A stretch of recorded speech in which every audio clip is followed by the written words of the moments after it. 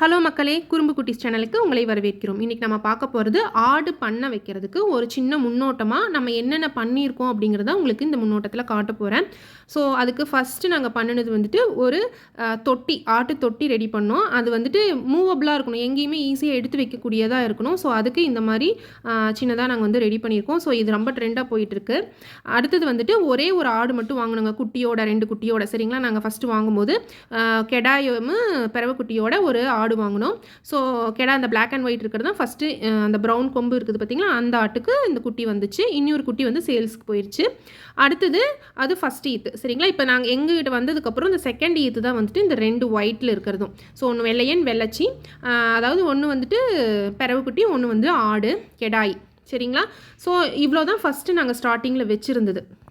உங்களுக்கு என்ன தான் ஆடு வளர்க்குறத பற்றி கொஞ்சம் ஐடியாஸ் இருந்தாலும், நம்ம ஒன்றா ஆட்டு பண்ணைன்னு ஸ்டார்ட் பண்ணும்போது பேசிக்காக ஃபஸ்ட்டு நம்ம கொஞ்சம் வச்சுருந்துட்டு அதுக்கப்புறம் ஸ்டெப் பை ஸ்டெப்பாக போனால் நம்மளுக்கு ட்ரைனிங் மாதிரியும் இருக்கும், கொஞ்சம் நம்மளுக்கு பெட்டராகவும் இருக்கும். நம்ம எடுத்ததையும் ஃபுல்லாக எல்லா ஆட்டையும் ஒன்றா வாங்கி விடுறதுக்கும், நம்ம ஸ்டெப் பை ஸ்டெப்பாக போகிறதுக்கும் ப்ராப்பராக ஒரு இம்ப்ரூவ்மெண்ட் வந்து நம்மளுக்கு தெரியும். ஸோ அதுக்காக தான் ஃபஸ்ட்டு இந்த செட்டப் முடித்தோம்.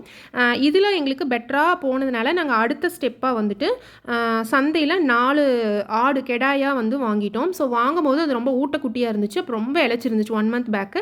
ஸோ இப்போ கொஞ்சம் பெட்டராக 4மே வந்துட்டு ஓரளவுக்கு தேய்ந்துருச்சு. சரிங்களா, ஓரளவுக்கு தேய்ந்து ரத்தம் பிடிச்சி குஷியாக நல்லா மேவு சாப்பிட்ற அளவுக்கு வந்துட்டு நல்லா வளர்ந்துருச்சு. ஆட்டு வளர்ப்புக்கு நாங்கள் என்னென்னமெல்லாம் தீனி போடுறோம், மேவு போடுறோம் அப்படிங்கிறது உங்களுக்கு அடுத்தடுத்த அப்டேட்டில் சொல்கிறோம். இதோட வளர்ச்சி பற்றியும் அடுத்த அப்டேட்டில் உங்களுக்கு நாங்கள் வந்து சொல்கிறோம். ஆட்டு பண்ணையோட ஸ்டார்டிங் என்னென்ன நாங்கள் பண்ண போகிறோம் அப்படிங்கிறதும் அடுத்தடுத்த வீடியோஸில் நீங்கள் கண்டிப்பாக பார்க்கலாம். ஸோ இந்த வீடியோ உங்களுக்கு யூஸ்ஃபுல்லாக இருந்துச்சுன்னா கண்டிப்பாக நம்ம சேனலுக்கு சப்ஸ்கிரைப் பண்ண மறக்காதீங்க. தேங்க்ஸ் ஃபார் வாட்சிங்.